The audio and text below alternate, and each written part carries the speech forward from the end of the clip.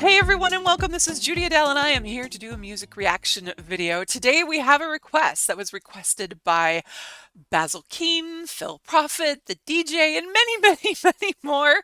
I know this is Ren, and we did Hi Ren a while back, which still completely rings in my head both audibly and visually. That's such a fascinating song. So this is the one everybody said needs to be the follow-up. I don't remember what it's called, and I don't know that I know much more about it. That's all we know. So let's check it out.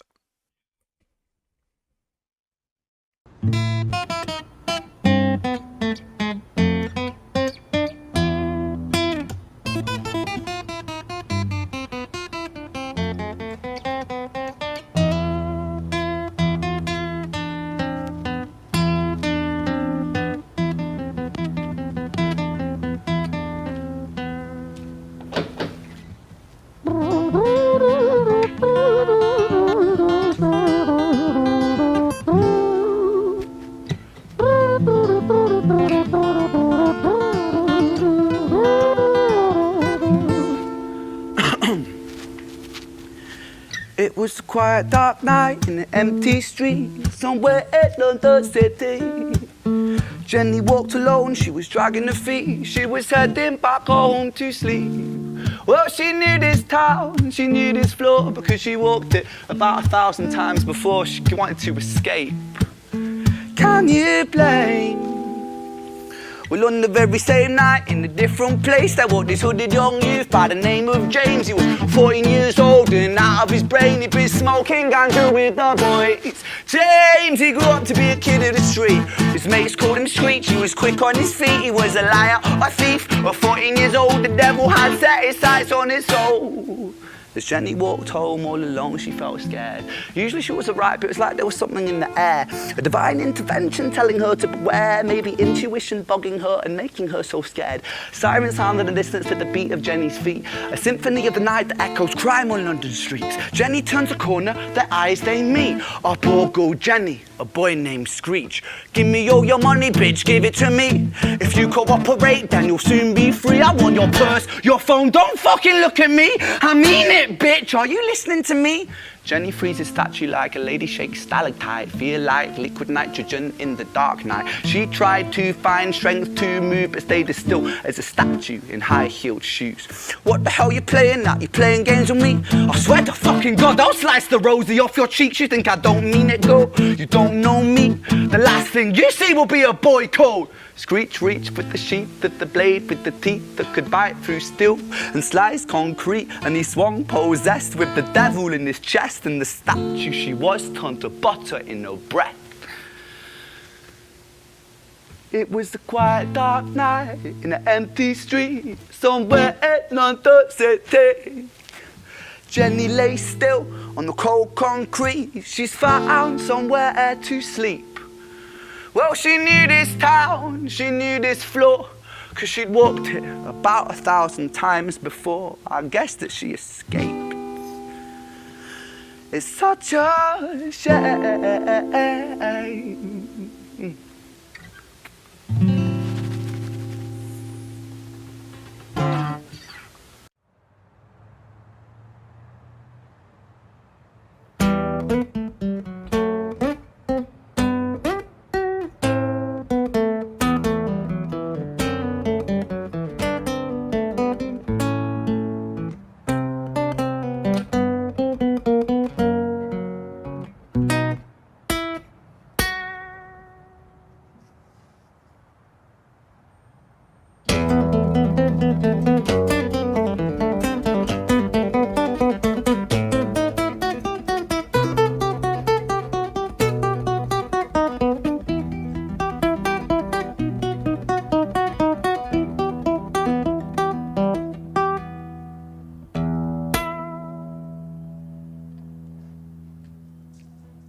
Our story, it starts right at the end of the life of poor Jenny, clocked out like Big Ben.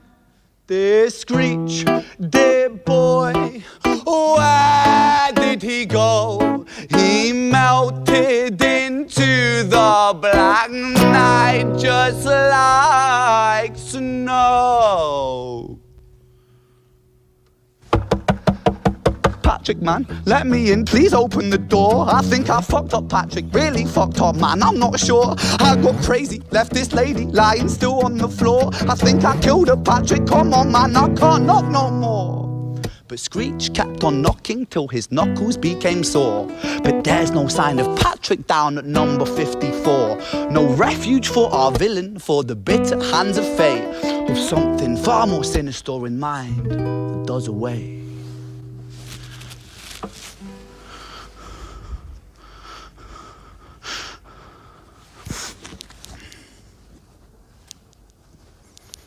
Hey, babe, are you in? No, nothing really, I'm just a bit tired, listen. Can I swing around yours for a few moments? I just really miss you, babe. What the fuck do you mean you're busy? You fucking bitch! For fuck's sakes!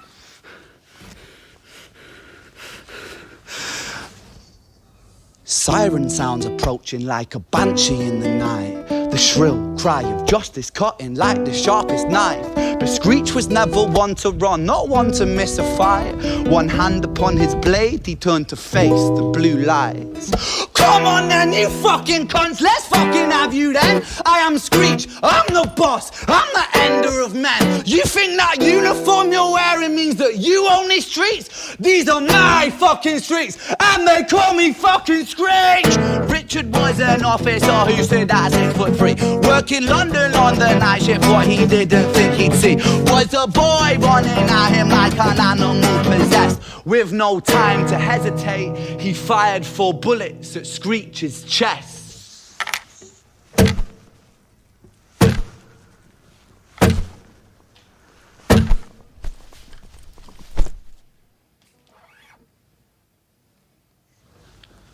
Our story, it ends right at the start.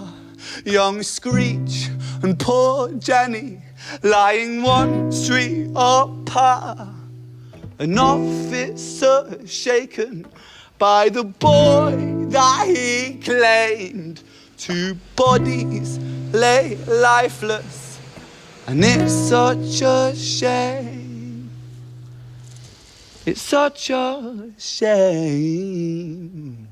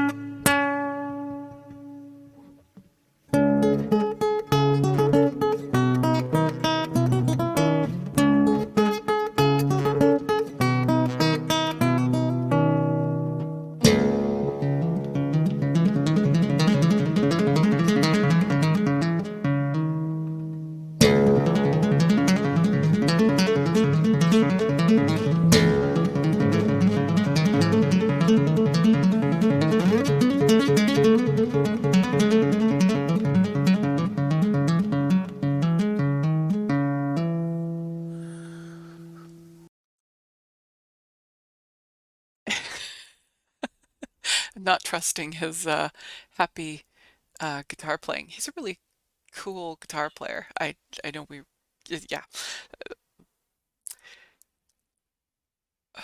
Fascinating so far. I know we're heading into the third part of the tale. And gosh, what a great performer. And it's fun to hear him play. I mean, just the mood he creates with his guitar is really interesting and really good and quite the journey. Yeah, I don't know. He's just such a great performer and storyteller. Okay. All right. Ooh. Ooh. Ooh.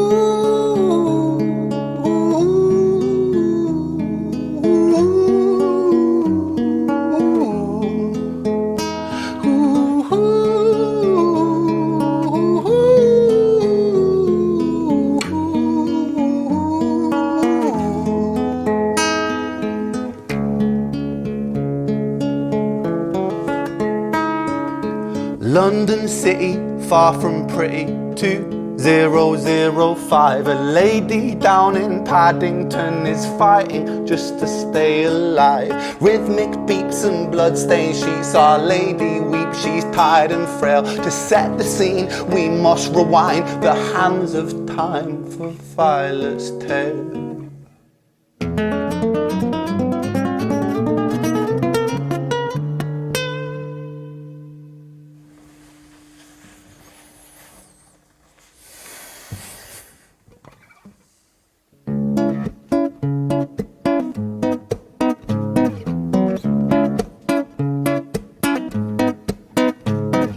Violet was a silent girl, grew up with violent starts. Her mother was a drinker and her father was a bastard. Every night he took her tie but never left the room. I'll spare you of the things he did, I'm sure her mother knew. Violet was a silent girl, she moved out at 16. A semi-detached council. I need to go back and hear that. I get the gist, but yeah. Silent girl, he did, I'm sure her mother knew. Violet was a silent girl, she moved out at 16. A semi-detached council flat, paid for by a welfare scheme. Packing shelves at Tesco, stacking jars like pickled bricks. She met a boy named Stevie and he was a little prick. Violet was a silent girl and Violet she fell fast. See, Stevie was a wrong un, but he sure knew how to charm her. Every night he took her tie but never left the room. History repeats itself, he'd paint her black and blue and dark. She never stood a chance. The devil comes to dance. Violet, why are you always so quiet? On her bedroom door and he's irate. He's been drinking and smoking, he's up late. And he stands by her bedside, she shakes, but her eyes stay shut. You fucking slut, I know you're up. And he pinches her eyelids and folds them up. Violet, why are you lying to me, Violet? She stays silent, things turn violent. That's the sound of his fists when they fall like a crashing pilot. Hit like hailstones, one to the collarbone, full force, full blown, blood splat, bone crack, knick-knack, paddywhack, one to the jaw and the tooth spat, detached fist connects and disconnects a bone. A quick deflect to misdirect the blow, but nonetheless his punches met her throat. Such a mess he's left her bruised and broke. Violet, why you always so silent, Violet? Why you such a little liar, Violet? Do you think I want to do this, Violet? In character, she stays silent. Well, say something, Violet. Silence. Fucking say something, Violet. Silence. Wait. Say something, Violet. Not one word. She stays quiet.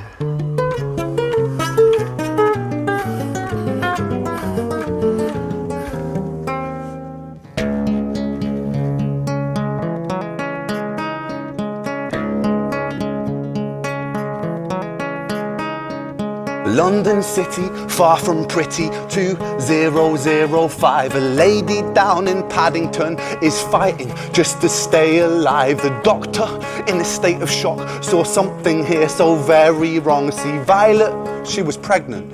Poor Violet, she was 9 months gone. Turning to the doctor, Violet broke her silence and she cried, if I'm to die right here tonight, please let my baby stay alive. The doctor soon regained composure, called the surgeon to come in. As Violet's world turned to black, the curtains closed, the lights went dim. In London city, far from pretty, 2005. A lady down in Paddington just lost the fight to stay alive.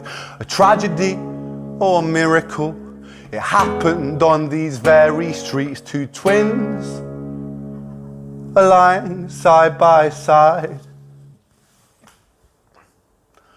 A girl named Jenny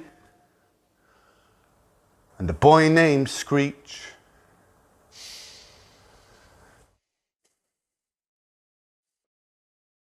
That's quite a ride, isn't it? Wow. Yeah, wow. Like the inspiration that went behind creating the weaving of the stories. Yeah, I've got like a million things going through my mind right now. The videos, I love the videos in I mean, just the walking through the streets is of where he's talking about. It just brings such a vividness to, I mean, his own imagery is incredible, but adding to that is really clearly effective. And yeah, just the gosh, just the timing and the phrasing and yeah, it's brilliant and effective. And so, okay, I have questions. So do I understand it correctly that Screech and Jenny are twins and they are Violet's twins? And I understand in the song that he says we have to go back. It starts in 2005 and then we have to go back tell her story. But there was just something that I have towards the end that made me feel like maybe I wasn't picking that up correctly. But that's what I'm believing that I understand.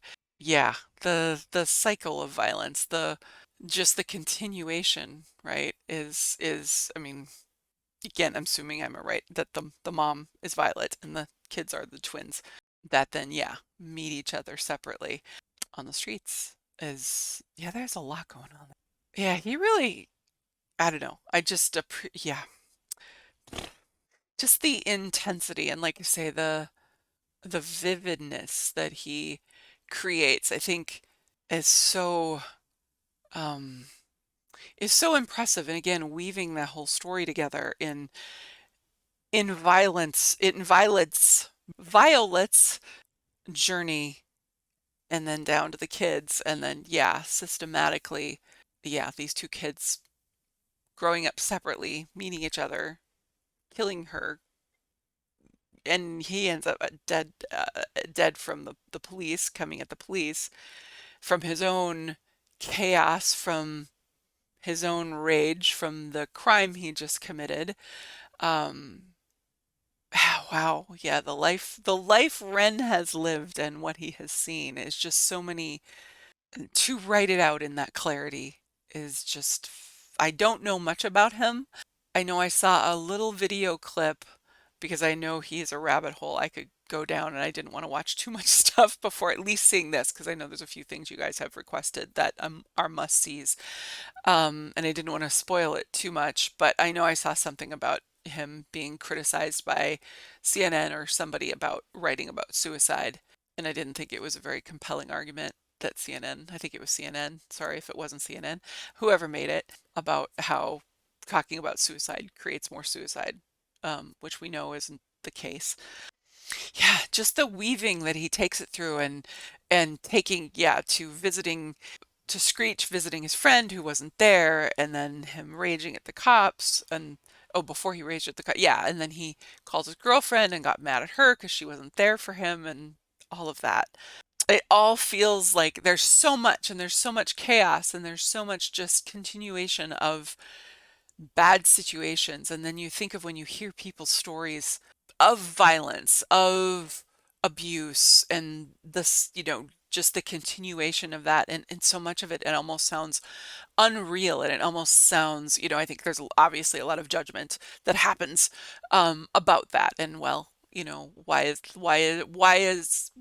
don't you know better than this? Why aren't you, I think of how many times. So I know I've talked about this on this channel that I work with domestic violence, people who have been arrested for domestic violence and this idea that when you're 18 you're just supposed to like grow up. You're 18, you know right from wrong. And I think my experience of working with the men that I've worked with helps me to see how much that is just a misnomer and how much we are products our of our raising and how we have been taught and how some people come out of that better than others or differently.